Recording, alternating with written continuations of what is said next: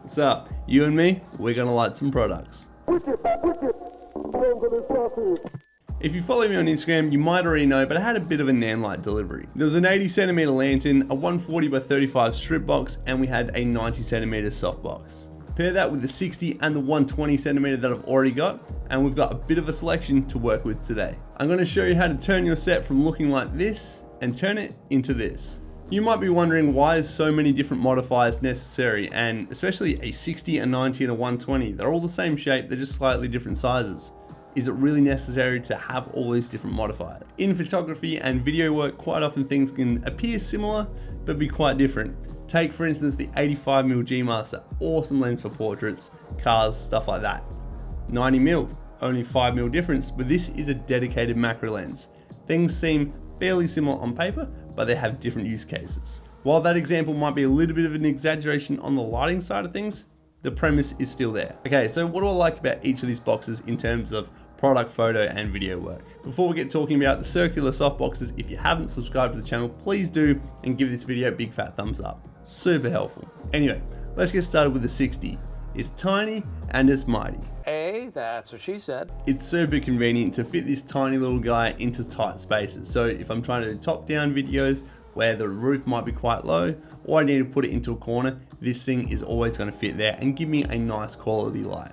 When I use this as a top-down light, when I pair it with a grid, it'll angle the light at my product and not at the backdrop, so I won't get that spill, so I have a bit more separation from my backdrop and my product itself. And that just really helps isolate my target, but it gives a little bit more of a contrasty light. It's still soft because it's a softbox, we've got that diffusion, but because of it's a smaller light source and it's got that grid on, it gives a little bit more of a contrasty light, and that can be really cool for certain shoots. Remember, the bigger the box, the softer the light, and that's why this is a smaller softbox. We're not going to get as soft a light as the 120. Speaking of the 120, the big dog, let's talk about it. This one's probably my favorite, but it's 120 centimeters. This thing is big. It's like those, you know, back in the old days where the girls would wear the big dresses with the hoops and it would just kind of fan down.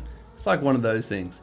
It does require space. I tend to use this more for interviews or, you know, stuff like this, but it does require space. So for a product video, if I'm working out my garage where there's not tons of space, it's probably not going to be the one that I'm going to use for a product shoot. Although I have absolutely used it for product shoots before. And speaking of interviews, I'm going to have a bit of a lighting tutorial for interviews coming out soon, so keep an eye out for that one. This is where we move to the 90cm. This is just a more manageable version of the 120cm softbox. You might say 30cm. Is it that big a difference? Yeah, it is. It's still a big box, don't get me wrong. It's going to give you a really nice, beautiful, soft light, but it's just not going to take up the same size that a 120 does. You don't need double doors to walk through with this thing set up. Now, because this thing is still large, it gives a really nice, soft, beautiful light. I'm actually lighting this video right now with the 90cm. Just as we mentioned before, the smaller the box, the more contrasty and not as soft. The larger, typically the more beautiful the light and the softer the roll-off is. So that's why something like this is a really happy middle ground. You get a really nice, soft, beautiful light compared to the 60, but you just don't have the same size as the 120. One thing to remember, when you're using a softbox like the 90 or the 120, they are going to give you a much more beautiful, softer light, but they're also going to cut away more light, and thus they're going to require a more powerful light source. Think of it like if you went to the beach with a big bucket and you wanted to fill it up, you need lots of water. And if you went to a beach with a smaller bucket, you wouldn't need as much water to fill it up. It's the same thing with softboxes. We need more light to fill up the box to get that soft output. So naturally, a 90 or 120cm softbox are going to be better suited with a Forza 200, a 300, or 500. And something like the 60 or the strip box, they're going to be better suited to my Forza 60s. Something to note, all the boxes we're talking about today are Bowens mount, which is kind of like the industry standard, the most popular mount out there. The one exception to that is the 60. That's actually a mini or a micro Bowens mount, but there is an adapter so we can actually convert that to a full-size Bowens mount and use it on any of our other lights. So yeah, the 90 and the 120 more suited toward interviews, but let's get on to the other ones, the strip boxes and the lanterns. The strip box is an awesome handy tool if you're shooting any product stuff. I normally use this in one way. I have it vertically mounted as a side light. This is going to give you a really nice catch or rim light. If you're doing any product photography or videos where you're shooting a beverage, like a wine, a beer, a can, something like that, anything shiny or reflective. If you have a strip box on the side of the reflective surface, it's going to give you a nice line that kind of contours your product. If you use a box like this 90 here, you're gonna get a fat circle right on the side and you're gonna be able to see the softbox. It's just not gonna look very good. We don't want the splodge on the side if we can help it. So if you have access to a strip box and you're shooting stuff like that, it's gonna be the goer. Before I had a strip box, I'd either shoot through a reflector on the side or I'd use the Nanlite Parvo tubes. These guys. Next up is the lantern. Now this funky looking thing is super awesome. If I want nice even roll off over my whole scene, my product, the little set that I've got going on and the background, this is your guy. And let's say that we don't want that nice even roll off everywhere, we can apply the skirt. Skirt, like a private school for women. It comes with a 360-degree skirt, 2 sections, 2 180s, so you can block off one side, block off the back, whatever it might be, kind of shape and bend the light to your will. Even though this is a full-size balance mount made for lights like the Forza 200, 300, etc., I tend to use this with the adapter and my Forza 60. The other thing, of course, you can do is shoot through a reflector. Now, the downside of this one, sometimes you get a hot spot because you'll be shooting straight through this kind of broad surface and you can't direct the light anywhere. So you are gonna get spill over your whole scene. And like I said with the lantern, sometimes you want that and sometimes you don't. Anyway, I'm sure you wanna see how to turn your scene from this into this. So here's a few different scenes and the lighting setups that we used to make these shots.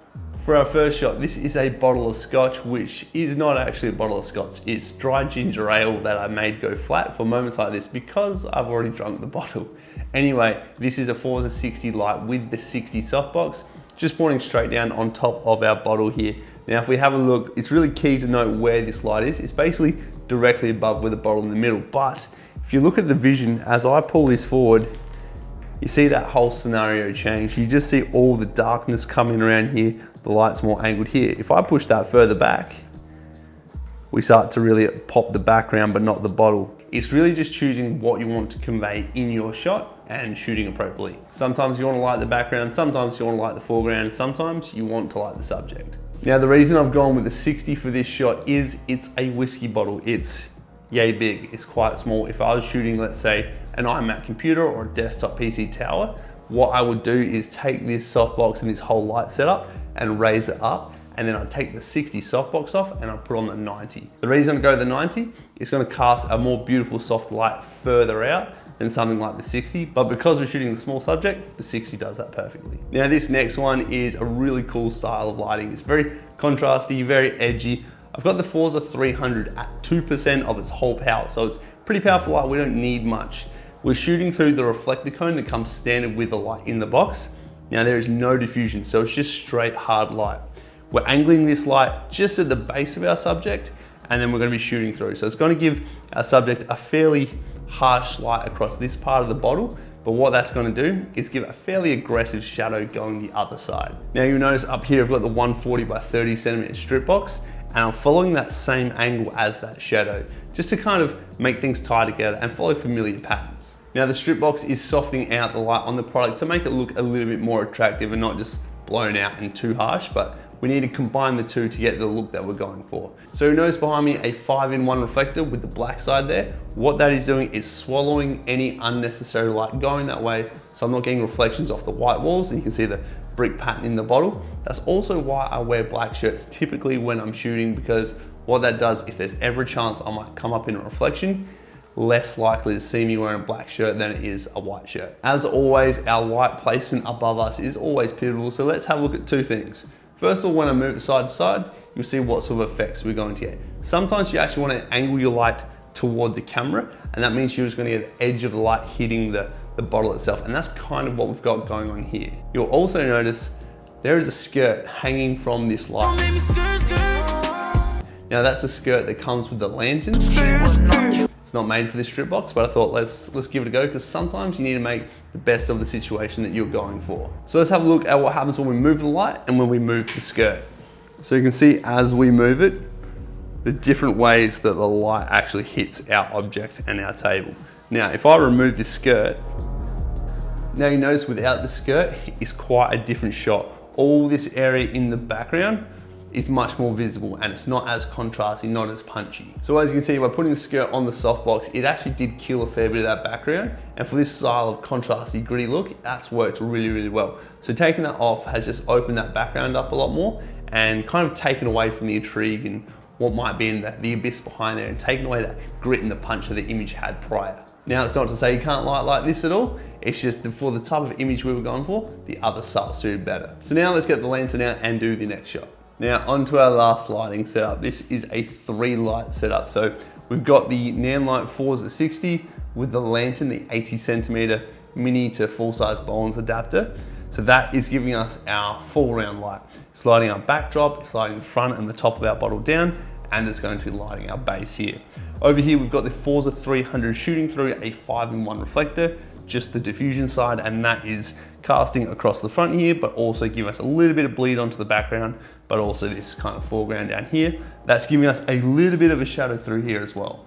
Then we move over to the strip box. This is another Forza 60 with the micro to full size Bollens adapter, the 140 by 30 centimeter strip box. That there is giving us this nice little contour across the bottle there. Now this sort of style of shot will get a passing grade with pretty much any client. It's well lit, it's even, it's pretty bright, but for my sort of style, I want to go a little bit punchier, and I'm going to chuck the skirt on this lantern. So as you can see, adding the skirt and kind of tweaking this up a little bit has given us a bit of a different look through this part of the image, and I personally really prefer this way. I think it kind of makes the product pop a little bit more.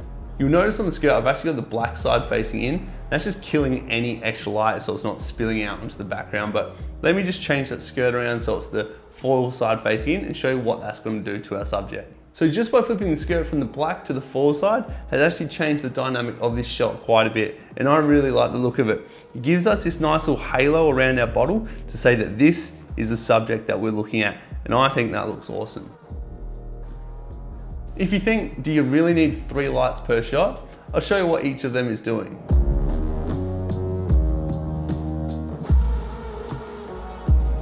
I really hope you guys learned something today, and if you think you did, please give it a big fat thumbs up and hit the subscribe button. That stuff is super helpful in growing this whole little journey that we're on together. Anyway, if you want to go listen to some cool music, go listen to the album Souvenirs by Novelist. They're a French hardcore band. Really, really cool stuff. Anyway, come join me on Instagram. See you guys the next one. Bye.